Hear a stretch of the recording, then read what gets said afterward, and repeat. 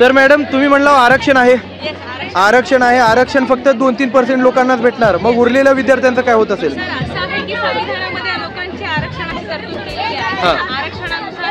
प्रत्येक सरकारी नोकरीमध्ये म्हणा किंवा अजून योजनांमध्ये आरक्षण दिले गेलेलं आहे, पण असं आरक्षण लोकांच्या रोजगार निर्मितीचा प्रश्न मिटेल का, असं मला सरकारला विचारायचं आहे. म्हणजे या लोकांना योजनांमध्ये किंवा संविधानामध्ये दिलेलं आहे तसंच तुम्ही या लोकांच्या रोजगार निर्मितीसाठी काय.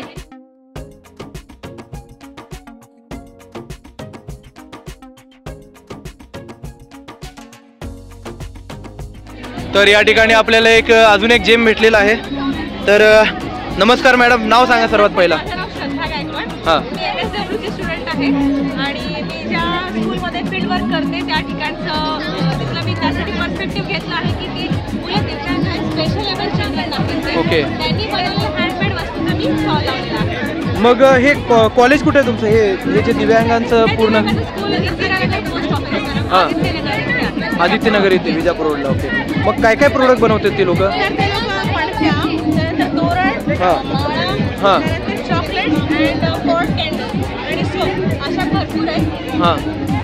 मग मेन स्टॉल कुठे आहे? मेन दुकान वगैरे कुठे आहे यांचं? म्हणजे विक्री वगैरे काय होत असेल तर? ओके. म्हणजे काय घ्यायचं असेल तर यांच्याकडनं ऑर्डर आपण देऊ शकतो, प्रो बनवून देतात. म्हणजे ह्याचं पूर्ण जे काही पैसे आहेत ते सगळे स्पेशल एबल्ड लोकांसाठी. मग त्यांनी ते ह्या लोकांच्या प्रगतीसाठी वापरतात. वा वा वा. मग किती वर्ष झाले या संस्थेला? हां.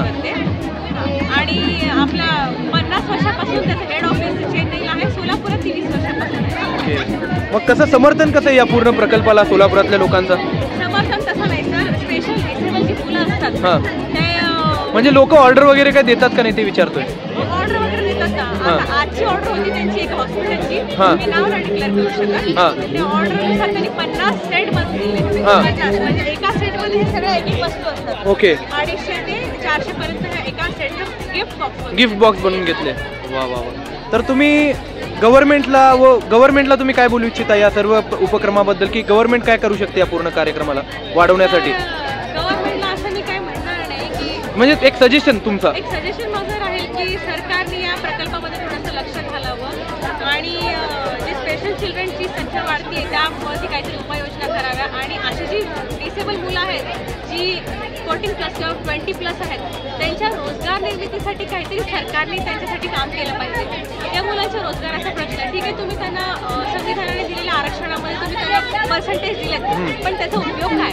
बरोबर. पर्सेंटेजनुसार तिथपर्यंत किती विद्यार्थी अशी मुलं जाणार? या मुलांची संख्या जास्त वाढते. अशी जी मुलं असतात समाजामध्ये त्या 14+ किंवा 20 नंतर रोजगार निर्माण करण्यासाठी काहीतरी सरकारने यांच्यासाठी एक सरकारची योजना केली पाहिजे.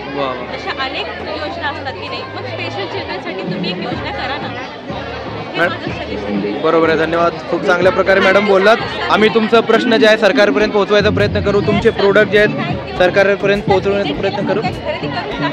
काय खरेदी करू? तर ह्याच्यातलं चॉकलेट कितीला आहेत? 50 लाख. आणि हे सगळे हे साबण आहे का? आणि हे पणते आहेत काय? चॉकलेटच द्या एक चॉकलेट. हां द्या. ओके. गुगल पे आहे ना? ओके, करतो मी त्याच्यावर. हां.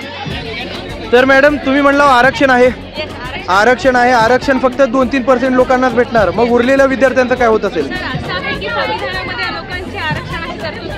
आरक्षणानुसार प्रत्येक सरकारी नोकरीमध्ये म्हणा किंवा अजून योजनांमध्ये आरक्षण दिले गेलेलं आहे, पण असं आरक्षण लोकांच्या रोजगार निर्मितीचा प्रश्न मिटेल का, असं मला सरकारला विचारायचं आहे. म्हणजे या लोकांना योजनांमध्ये किंवा संविधानामध्ये दिलेलं आहे तसंच तुम्ही या लोकांच्या रोजगार निर्मितीसाठी काहीतरी उपाययोजना, उरलेल्या लोकांसाठी काहीतरी करायला पाहिजे.